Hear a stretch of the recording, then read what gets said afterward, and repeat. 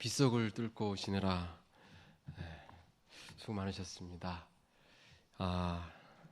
이 날씨가 안 좋으면 잘 안 나오게 되는데요. 이렇게 성전에 오신 그 성도님들의 발걸음에 하나님께서 더 큰 은혜와 축복으로 인도하시기를 기도합니다. 오늘은 기본교리 11장 그리스도 안에서 자라남입니다. 이 구원론의 마지막 챕터인데요. 이 기본교리가 신론, 인간론, 구원론, 교회론, 그리스도인 생활론, 종말론 이렇게 6개의 큰 주제로 되어 있습니다. 오늘은 구원론의 맨 마지막 그리스도 안에서 자라남입니다. 제가 대학교 다니면서 이게 기본교리 27이었습니다. 혹시 아시죠? 이게 노란색의 그 조금 겉에 두꺼운 케이스였는데요. 제가 대학교 다니면서 이 11장 그리스도 안에서 자라남이 추가가 되어서 기본교리 28이 되었습니다. 먼저 마가복음 4장 26절로 29절에 있는 말씀 함께 찾아보겠습니다. 마가복음 4장 26절로 29절입니다.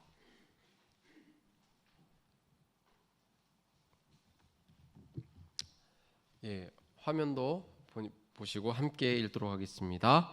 시작.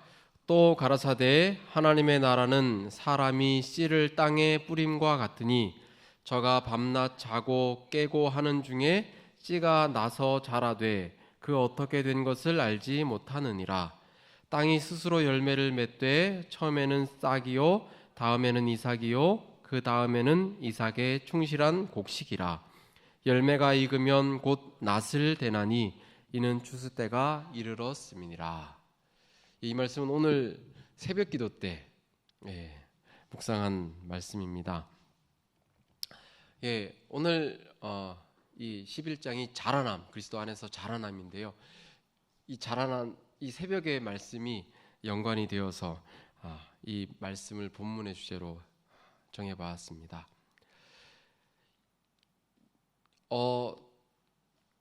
저희 아이가 둘이 있는데요. 가끔 이제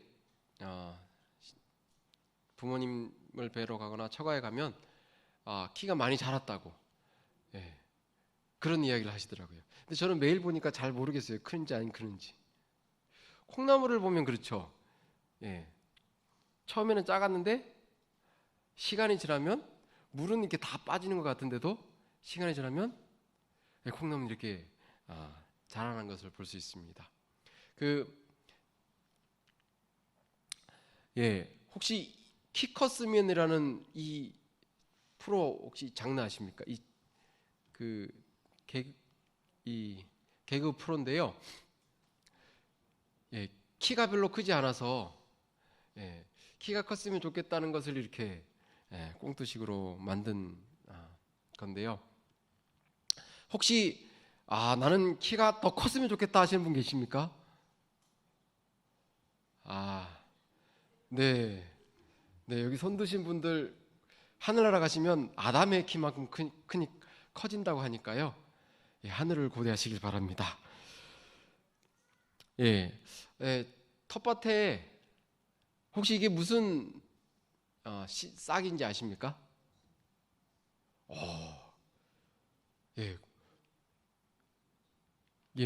고추입니다. 고추. 저희 텃밭에 고추를 한 10개 정도 심었는데요. 처음부터 이렇게 좀 작은 모종을 심었습니다. 근데 시간이 지나도 별로 크지가 않는 거예요. 계속 요만해요. 그래서 어떻게 해야 되나, 이 비료를 좀 줘야 되나 했는데 이 교회는 비료가 없습니다. 그래서 비료는 안 주고 어떻게 해야 되나 하고 있는데 한 집사님께서 물을 아침 저녁으로 물을 주면은 잘할 거라고 그러시더라고요.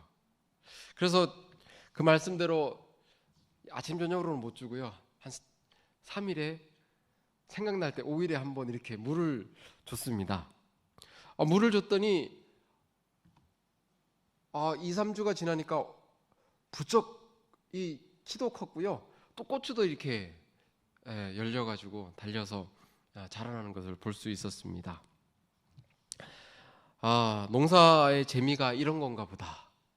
저도 농부의 아들로 태어났지만 농사 짓는 그 열매를 추수하기 전까지는 농사 짓기 싫어요. 농사를 왜 짓냐고 부모님한테 농사 짓지 말라고도 여러 번 말씀을 드렸습니다. 근데 이 수확할 때가 되면 이 농사의 기쁨이, 수확의 열매가 큰지를 알게 되었습니다.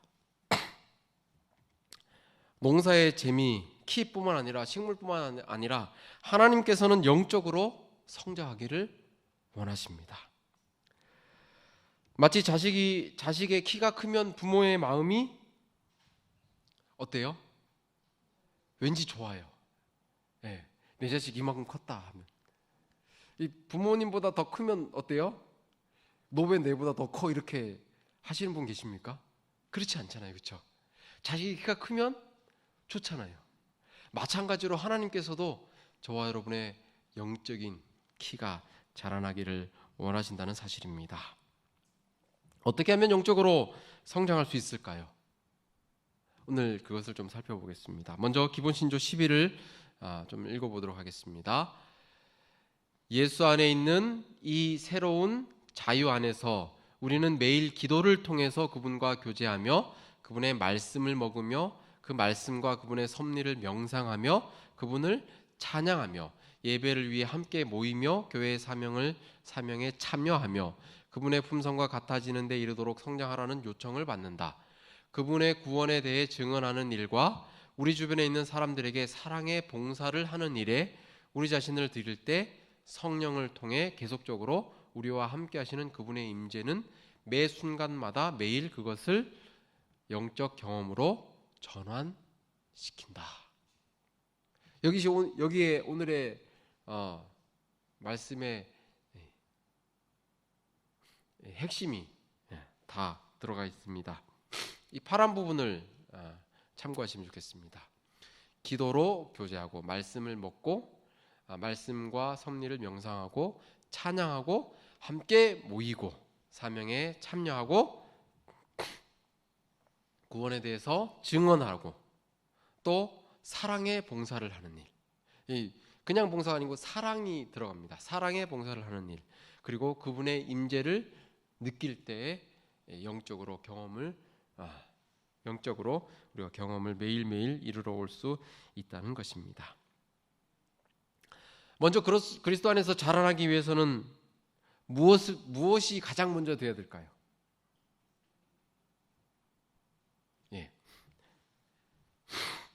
기본교리 28은 11번째 챕터는 우리에게 이렇게 이야기합니다. 생명은 죽음으로부터 시작된다. 우리가 다 잘 아는 말씀, 교회 안 다녀도 아는 말씀 있죠. 요한복음 3장 16절 하나님이 세상을 이처럼 사랑하사. 그 다음에 뭐예요? 독생자를 주셨으니 이는 저를 믿는 자마다 멸망치 않고 영생을 얻게 하려 하심이니라. 이 세상의 모든 생물은 탄생으로부터 시작이 됩니다. 그렇죠? 그 산모가 아기를 그 해산의 고통이 얼마나 큽니까? 그렇죠? 제가 그 첫째 때 함께 들어갔는데 다행히 제 머리는 안 잡아당기더라고요. 근데 그 고통은 제가 함께 이 고통스러운 것을 옆에서 지켜만 봤습니다. 손만 잡아줬는데요. 그 아기가 태어났을 때 갓 태어난 아기를 그 품에 안는 산모의 그 기쁨, 탄생으로 그 고통이 모두 해결되잖아요, 그렇죠? 그런데 씨앗도 마찬가지로 싹이 나고 자라는 것으로 생명이 시작이 되지만 그리스도의 삶은 죽음으로부터 시작된다는 것입니다. 그 죽음, 어떤 죽음일까요? 첫 번째로는 예수 그리스도의 죽음으로 새로운 삶을 가능하게 한다는 사실입니다. 베드로전서 2장 24절 함께 읽을까요? 시작. 친히 나무에 달려 그 몸으로 우리 죄를 담당하셨으니 이는 우리로 죄에 대하여 죽고 의에 대하여 살게 하려 하심이라. 그가 채찍에 맞음으로 너희는 나음을 얻었나니. 예수께서 죽지 않으셨다면 그리스도 안에서 자라나는 것 자체가 불가능하다는 사실입니다. 예수 그리스도께서 십자가에 달려 돌아가심으로 말미암아 우리는 새롭게 될 수 있는 기회를 얻었다는 사실입니다. 기본 교리는 자아가 죽는 것을 먼저 이야기하지 않고 예수 그리스도께서 죽는 것을 먼저 이야기했습니다. 예수 그리스도께서 죽는 것이 자아가 죽는 것보다 먼저 전제 조건으로 선행되었기 때문에 자아가 죽는 것이 의미가 있다는 사실입니다. 죄는 그리스도의 보배로운 피가 없이는 해결이 불가능합니다. 그래서 아무리 사람이 스스로 의롭게 되려고 해도 구원을 받을 수가 없는 것이죠. 그리스도 안에서 자라남이란 있을 수가 없다는 사실입니다. 예수께서 2000년 전에 십자가에 달려 돌아가신 그 사건이 있었기 때문에 우리는 죄로부터 구원을 죄로부터 노임을 받을 수 있게 되었고 그리스도 안에서 자라날 수 있게 되었다는 사실입니다. 예수님의 십자가로 말미암아 하나님과 화목할 수 있게 되었습니다. 이것이 성장의 발판 기틀이 된다는 사실입니다. 두 번째로 자아가 죽음으로 그리스도인의 새로운 삶을 살게 됩니다. 갈라디아서 2장 20절 21절에 보면 내가 그리스도와 함께 십자가에 못 박혔나니 그런즉 이제는 내가 산 것이 아니요 오직 내 안에 그리스도께서 사신 것이라. 이제 내가 육체 가운데 사는 것은 나를 사랑하사 나를 위하여 자기 몸을 버리신 하나님의 아들을 믿는 믿음 안에서 사는 것이다 라고 말씀하셨습니다. 21절 함께 읽을까요? 시작. 내가 하나님의 은혜를 패하지 아니하노니 만일 의롭게 되는 것이 율법으로 말미암았으면 그리스도께서 헛되이 죽으셨느니라. 율법으로 의롭게 된다면 그리스도께서는 헛되이 죽으셨다는 것입니다. 그래서 바울이 지금까지 예수님을 만나기 전까지의 그의 삶, 율법으로는 완전하여 흠이 없다고 한 그 삶이 의롭게 될 수 없다는 사실을 이야기하고 있습니다. 그리스도께서 죽으셨기 때문에 의롭게 된다는 것을 반증하고 있는 것입니다. 그리스도인의 생애는 출생으로 시작하는 것이 아니라 죽음으로부터 시작된다는 사실을 다시 한번 강조하고 있습니다. 자아가 죽기까지, 자아가 십자가에 못 박히기까지 전혀 그리스도인의 생애의 시작이 있을 수 없다는 것을 이야기해 주고 있습니다. 예수님의 십자가를 통해 믿음을 통해서 우리는 죄에서 벗어나게 되고 자아가 죽고 그리스도로 새롭게 태어남으로 새로운 생애를 살게 된다는 사실입니다. 이 표가 침례입니다. 우리 아직 침례를 안 받으신 여기 분이 계신데요. 침례가 이런 표입니다. 내가 예수님께서 십자가에 달려 돌아가셨고 그것을 믿음으로 말미암아 이제 내가 산 것이 아니라 내 안에 예수께서 살게 하시도록 하는 그런 삶을 살겠다는 그런 서약이 침례라는 사실입니다. 구원은 하나님의 선물입니다. 그렇다면 구원을 받은 우리가 해야 할 것은 무엇일까요? 그리스도 안에서 자라나야 합니다. 예수님을 믿기만 하면 된다 하는 신앙은 우리 제7안식 예수님교회 기본 교리에서는 맞지 않는 잘못된 신앙이라는 사실을 이야기해주고 있습니다. 고린도전서 15장 10절에 이렇게 말씀하십니다. 함께 읽을까요? 시작. 그러나 나의 나된 것은 하나님의 은혜로 된 것이니 내게 주신 그의 은혜가 헛되지 아니하여 내가 모든 사도보다 더 많이 수고하였으나 내가 아니요 오직 나와 함께 하신 하나님의 은혜로라. 바울이 나 된 것은 하나님의 은혜로 된 것이라고 이야기했고요. 내가 열심히 수고했지만 그것이 내가 한 것이 아니고 내가 나와 함께 하신 하나님의 은혜로 이루어졌다는 사실을 이야기하고 있습니다.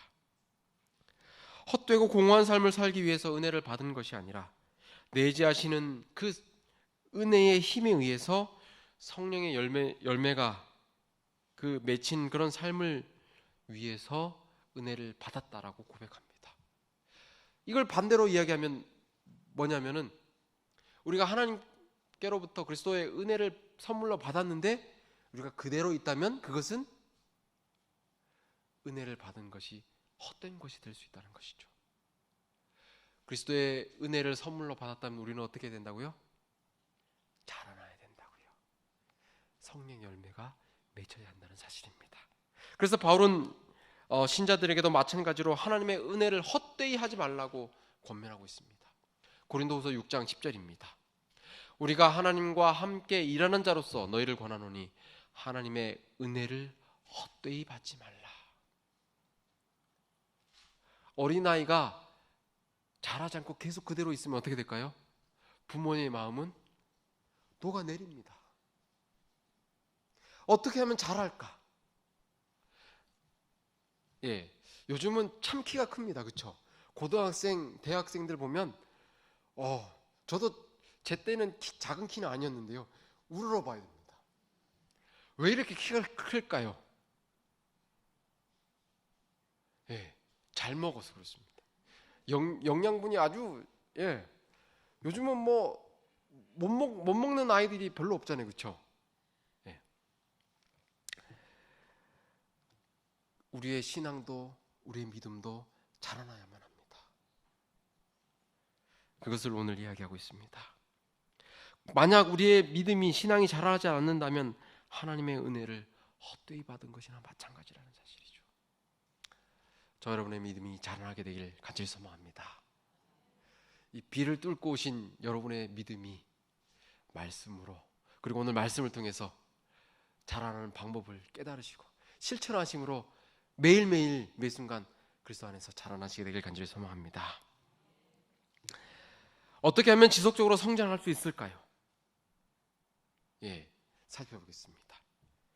그리스도 안에서 자라나는 성장의 특징들이 있습니다. 첫 번째로는 성령의 삶입니다. 예수께서 니고데모에게 뭐라고 말씀하셨습니까? 사람이 물과 성령으로 나지 아니하면 하나님의 나라에 들어갈 수가 없다라고 말씀하셨습니다. 우리가 하늘나라에 들어가기 위해서는 성령으로 거듭나야 한다는 것이죠. 성령 안에서 우리가 자라날 수 있다는 것입니다. 우리를 하나님의 아들과 딸로 만드는 것은 우리 삶에 역사하는 하나님의 성령의 능력과 임재에 변화시키는 힘이다라고 기본교회에서는 이야기하고 있습니다. 우리를 하나님의 아들로 변화시키는 것은 성령의 힘이라는 사실이죠. 어떻게 하면 우리는 그리스도께서 우리 안에 거하게 하실 수 있을까요? 우리가 그리스도 안에서 자라나야 되는데요. 어떻게 하면 그리스도께서 우리 안에 거하실 수 있을까요? 답은 성령입니다. 요한일서 3장 24절에서 이렇게 말씀하십니다. 그의 계명들을 지키는 자는 주 안에 거하고 주는 저 안에 거하시나니 우리에게 주신 성령으로 말미암아 그가 우리 안에 거하시는 줄을 우리가 아느니라. 성령께서 우리 안에 거하실 때 예수께서 우리 안에 거하신다는 것이죠. 그리고 예수께서 우리 안에 거하실 때 계명들을 지키게 되고 그렇게 되면 주님께서 우리 안에 거하시고 우리가 주님 안에 거할 수 있게 된다는 사실입니다. 시대의 소망 172쪽에는 생애의 변화에 대해서 이렇게 다음과 같이 기록하고 있습니다. 함께 읽을까요? 시작. 하나님의 성령이 사람의 마음을 사로잡을 때 생애가 변화된다. 죄악적인 생각은 사라지고 악한 행위와는 인연을 끊게 된다. 사랑과 겸손과 화평이 분노와 시기와 분쟁을 대신한다. 기쁨이 슬픔을 대신하고 용모는 하늘의 빛을 반사한다. 하나님의 성령이 저 여러분의 마음을 사로잡게 되길 간절히 소망합니다. 그럴 때 생각 변화가 되고 믿음은 그리스도 안에서 자라나게 될 수 있다는 사실입니다. 두 번째로는 사랑입니다. 사랑과 연합의 생애라는 사실입니다. 그리스도 안에서 성장하기 위해서는 모든 사람을 사랑해야 한다라고 기본교리에서 말씀하십니다. 혹시 여러분 가운데 마음 가운데 미워하는 사람이 있습니까? 그러면 자라날 수가 없다고 합니다. 예수님께서는 십자가에 달려 돌아가시기 전에, 하늘로 승천하시기 전에 기도하시면서 저희도 다 하나가 되어 우리 안에 있게 해달라고 기도하셨습니다. 하나가 되기 위해서는 사랑하는 마음이 있어야만 합니다.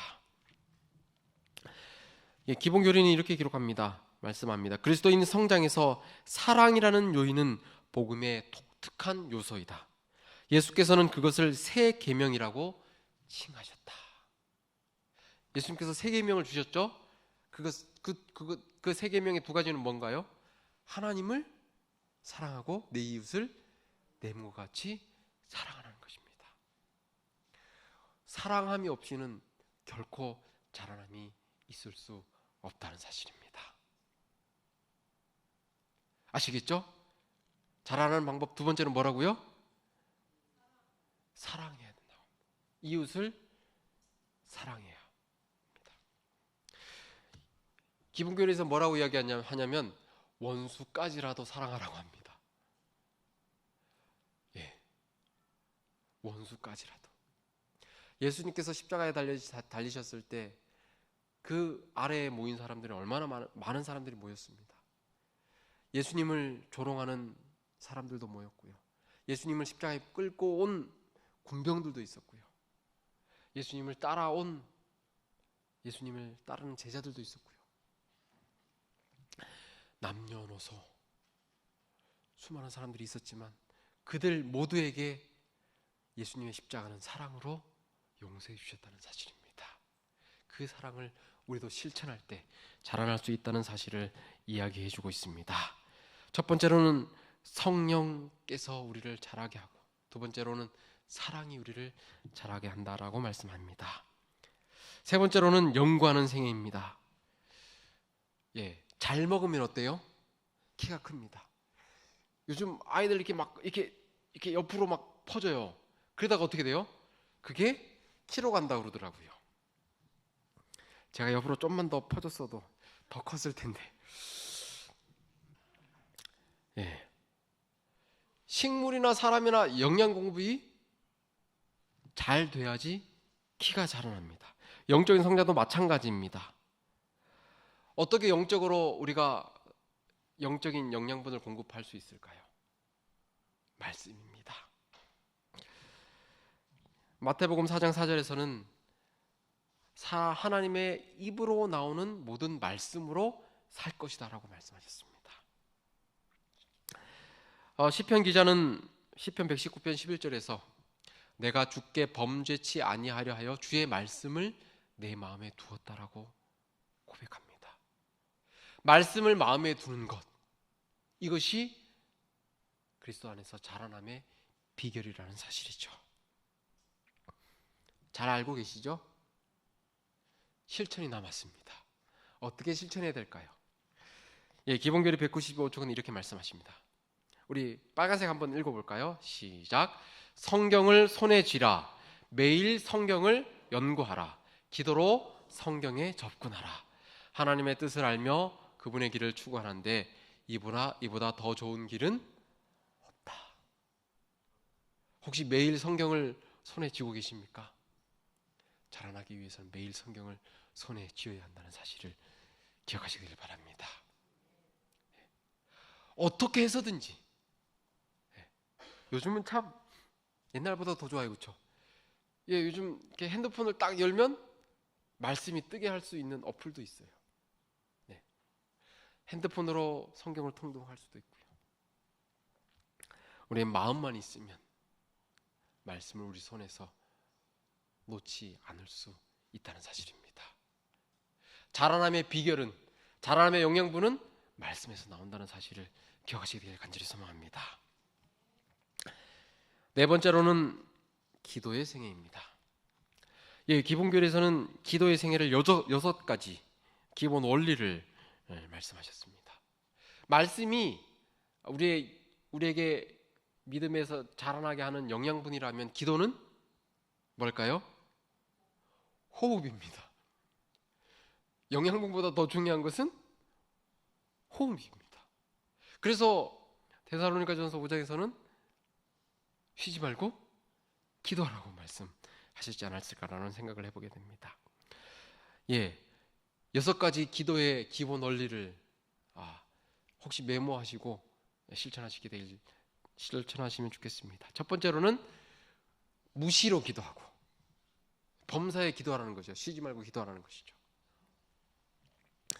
힘들 때 기도하시기를 바랍니다. 화날 때 기도하시기를 바랍니다. 정말 영적인 고갈 상태에 있을 때 기도합시다. 두 번째로는 성령 안에서 간구로 기도하고, 우리는 기도할 때 성령님의 힘을 빌어야 한다는 사실이죠. 성령께서 기도를 우리의 마음을 밭을 갈 수 있도록 성령으로 기도해야 되고요. 영적으로 기도해야 한다는 것이죠. 육적으로 기도할 수 있습니까? 하나님, 제가 돈이 필요합니다. 로또 제발 좀 당첨되게 해주십시오. 그래서 육적으로 기도하는 거죠. 하나님, 저게 갖고 싶습니다. 꼭 갖게 해주세요. 육적인 기도입니다. 우리는 영적으로 기도해야 합니다. 또 깨어 구해야 합니다. 우리가 깨어 있지 않으면 구하지 않게 됩니다. 영적으로 잠들면 우리가 기도하게 됩니까? 기도하지 않습니다. 영적인 이 부요함에 처하게 되면 기도하지 않게 됩니다. 기도할 때는 깨어서 영적으로 기도해야 한다는 것이죠. 다섯 번째는 힘써 기도해야 합니다. 여러분, 힘써서 기도해 보셨습니까? 예수님께서는 40일 동안 금식하시면서 피와 땀으로 기도하셨습니다. 우리의 자라남이 있기 위해서는 이런 경험도 필요하지 않을까라는 생각을 해보게 됩니다. 그리고 기도의 기본 원리 마지막은 여러 성도를 위하여 기도하는 것입니다. 나만을 위해서 기도하는 것이 아니라 영혼들을 위해서 기도할 때 우리의 기도는 더 힘있고 그 기도가 응답된다는 사실을 말씀해 주고 있습니다. 무시로 기도하고 성령 안에서 기도하고 영적으로 기도하고 깨어 기도하고 힘써 기도하고 여러 성도를 위하여 기도하는 기도로 우리의 믿음이 신앙이 자라나는 우리 모든 성도님들이 되시길 간절히 소망합니다. 이제 7번째인데 4번째까지 왔습니다. 한번 복습해 볼까요? 첫 번째 뭐요? 성령으로. 우리가 믿음으로 자라나는 방법이 7가지가 있는데 첫 번째는 성령 안에서 성령으로 말미암아 우리는 자라날 수 있고요. 두 번째로는 사랑의 마음이 있을 때 우리는 자라날 수 있고요. 세 번째로는 말씀이 우리 손에서 매일 있도록, 그리고 네 번째가 기도로서 우리는 자라날 수 있습니다. 다섯 번째는 열매 맺는 생애라고 합니다. 마태복음 7장 20절에서 예수님께서 뭐라고 하셨습니까? 이러므로 그의 열매로 그들을 알리라. 여기 뒤에 텃밭에 매실나무를 심었는데요. 벌써 2년, 올해가 3년째가 됐는데 2016년, 17년, 18년 3년째가 됐는데 매실이 안 달려요. 보통 3년 되면 달린다고 하는데 전지를 안 해줘서 그런지 영양이 부족해서 그런지 열매가 안 달립니다. 어떻게 해야 되나 고민하고 있습니다. 매실이 달리는 법을 아시는 분은 알려주시면 또시 매실이 달리도록 한번 해보겠습니다. 우리의 믿음도 자라나기 위해서는 열매가 맺혀야 한다는 사실이죠. 열매를 맺는 것, 순종, 그리고 하나님의 뜻에 따라 사는 것은 영적 성장의 필수적인 표들이라고 합니다. 이 열매는 순종으로 말미암아 맺히게 된다는 것인데요. 이 열매가 영적 성장의 필수적인 표라는 사실을 강조하고 있습니다. 열매가 없는 것은 그리스도 안에 거하지 않는 것을 나타낸다라고까지 이야기했습니다.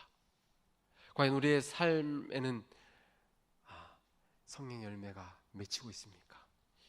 사랑과 희락과 화평과 오래 참음과 자비와 양선과 충성과 온유와 절제, 이 열매들이 조금씩 맺히고 자라나게 되기를 간절히 소망합니다.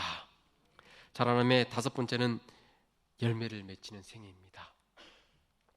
여섯 번째는 영적 전쟁의 생애입니다. 안타깝게도 그리스도인의 삶은 쉬운 여행을 하는 것이 아닙니다. 우리는 실제적으로 위험한 전쟁을 하고 있다라고 말씀하고 있습니다. 그래서 에베소서 6장 12절에서는 뭐라고 말씀하십니까? 우리의 씨름은 혈과 육에 대한 것이 아니요 정사와 권세와 이 어둠의 세상 주관자들과 하늘에 있는 악의 영들에게 대함이다라고 말씀하십니다. 그리고 나서 하나님의 전순 갑주를 입으라 취하라라고 말씀하셨습니다. 우리의 싸움은, 우리 이 그리스도인의 삶은 영적 전쟁의 삶입니다. 그렇기 때문에 우리는 전신 갑주를 통해서 싸워야만 합니다. 그런데 다행인 것은 예수 그리스도를 의지하여 싸울 때 우리는 승리할 수 있다는 것입니다. 사단이 셀까요? 여러분이 셀까요? 아무리 우리가 우리 스스로 이렇게 무장을 한다고 해도 사단이 셉니다. 사단은 우리의 약점을 너무나도 잘 알고 있기 때문입니다. 하지만 그리스도께서는 우리가 승리할 수 있도록 길을 예비해 두셨습니다. 사단보다 더 강한 하나님께서 우리의 뒤에 계시다는 사실을 말씀해 주고 있습니다. 이 영적인 전쟁은 면제가 없습니다. 누구든지 싸워야만 합니다. 모든 사람들은 그들 자신을 위해서 이 싸움에 참전해야 합니다. 다른 어떤 사람도 우리의 싸움을 대신해 줄 수는 없다라고 말씀하십니다. 우리는 개인적으로 이 싸움에 감당할 책임이 있습니다. 하지만 하나님께서는 우리를 이 전쟁에서 홀로 내버려 두시지 않습니다. 천사가 있고요, 성령께서 계시고요, 예수 그리스도께서 우리와 함께 하신다는 사실 잊지 않고 우리가 영적인 전쟁을 맞서 싸워나가게 되길 간절히 소망합니다. 마지막 일곱 번째는 예배에 참석하고 우리가 간증을 하고 그리고 소망의 생애를 사는 것입니다. 초기 교회는 어떻게 자라났을까요? 그들이 어떻게 성장할 수 있었을까요? 개인적으로 또는 단체적으로 예배, 친교, 연구 그리고 증언에서 성장과 성숙을 나타냈다고 합니다. 요즘 인터넷으로 예배 드리면 되지, 혼자 성경책 보고 찬미 부르고 예배 드리면 되지 할 수도 있겠지만, 그것보다 함께 모여서 예배 드릴 때 우리의 믿음은 자라난다는 사실을 말해주고 있습니다. 그래서 예수님께서는 뭐라고 하셨습니까? 모이기를 힘쓰라라고 말씀하셨습니다. 함께 모여서 함께 기도하고 말씀을 연구하고 말씀을 묵상한 것을 나눌 때, 그리고 그리스도 안에서 승리한 것을 간증할 때 우리의 믿음은 자라날 수 있다는 사실입니다. 우리가 혼자 신앙한다고 해서 우리 믿음이 자라날 수 있는데요, 더디게 자랍니다. 빨리 자라나기 위해서는 우리가 그리스도 안에서 승리하는 것, 예수님께서 함께 하신, 예수님께서 내 삶, 나와 함께 하신 것을 간증할 때, 증거할 때 더욱더 자라나게 된다는 사실을 이야기하고 있습니다. 예배, 연구, 그리고 친교에서 더 많이 성장할수록 봉사와 증언에 대한 요구는 더욱더 커지게 됩니다. 그리스도인의 성장은 봉사에서의 성장과 증언을 향한 성장을 요구합니다. 이 소망의 생애는 봉사를 이야기해주고 있습니다. 한번 정리해 볼까요? 우리가 그리스도 안에서 자라나는 7가지 방법, 특징들. 첫 번째로는 성령이 우리와 함께 하실 때 우리는 자라날 수 있습니다. 그리스도께서 함께 하시고요. 두 번째로는 사랑과 연합. 사랑이 있을 때 우리는 그리스도 안에서 연합할 수 있고, 그 연합으로 말미암아 우리는 자라날 수 있습니다. 세 번째로는요, 말씀을 연구함으로, 말씀을 주하로 묵상함으로 우리는 자라날 수 있습니다. 말씀이 우리의 영적인 영양분입니다. 네 번째로는요, 기도로 말미암아. 기도의 6개의 그 특징, 무시로 기도하고, 성령 안에서 강구로 기도하고, 영적으로 기도하고, 깨어 기도하고, 힘써 기도하고, 성도를 위하여 중보 기도하고. 다섯 번째는 열매 맺는 생애를 사는 것입니다. 그리고 여섯 번째는요, 영적 전쟁을 사는 삶, 전쟁의 삶, 영적으로 투쟁하는 삶. 왜 그러잖아요. 기도하고, 아침에 기도하고, 내가 신앙 안에서 정말 살아야지 하는데 막 화나게 해요, 주변에서. 애들이, 가족이. 그럴 때 어떻게 해야 돼요? 영적인 투쟁의 생애를 살아야 한다는 것이죠. 그리고 마지막으로 예배, 그리고 간증, 소망의 생애. 이 단은 준비되어 있습니다. 혹시 여러분의 그 생애에 간증을 원하시면 말씀하시면 이 시간을, 간증의 시간을 드리도록 하겠습니다. 그 간증을 통해서 믿음이 자라난다는 것을 경험하시게 되길 간절히 소망합니다. 우리는 그리스도 안에서 자라나야 합니다. 이 자라나는 삶은 반복을 통해서 이루어지게 됩니다. 오늘 먹었다고 해서 내일 또 배가 배가 또 내일이 되면 또 배가 고프게 마련이죠. 우리의 믿음이 자라나기 위해서도 매일매일 반복적인 이런 회복이, 연습이, 훈련이 필요하다는 사실을 이야기해 주고 있습니다. 여기 계신 우리 모든 성도님들, 그리스도 안에서 자라나시게 되길 간절히 소망합니다. 시편 1편 1절입니다. 저는 시냇가에 심은 나무가 시절을 쫓아 과실을 맺으며 그 잎사귀가 마르지 아니함 같이 그 행사가 다 영원하리로다. 우리가 그리스도 안에서 자라나기 위해서는 나무가 가지가 이 나무에 붙어 있어야 하는 것처럼 우리도 그리스도 안에서 붙어 있어야 합니다. 그렇기 위해서는 우리가 성령 안에 있어야 합니다. 그리고 그 성령, 예수님의 사랑으로 연합하고, 말씀과 기도로 우리가 묵상하고 연구하고, 또 그로 말미암아 열매를 맺게 되고, 그 열매를 공격하는 많은 해충들, 그런 해충들로부터, 사단의 공격으로부터 우리는 영적인 전쟁을 해야만 하고, 마지막으로 우리가 모이고 함께 말씀을 나누고 간증을 나누고 또 봉사함으로 우리는 그리스도 안에서 자라날 수 있게 됩니다. 이것을 통해서 자라나는 저와 여러분이 되시길 간절히 바라면서 오늘 말씀을 줄이겠습니다.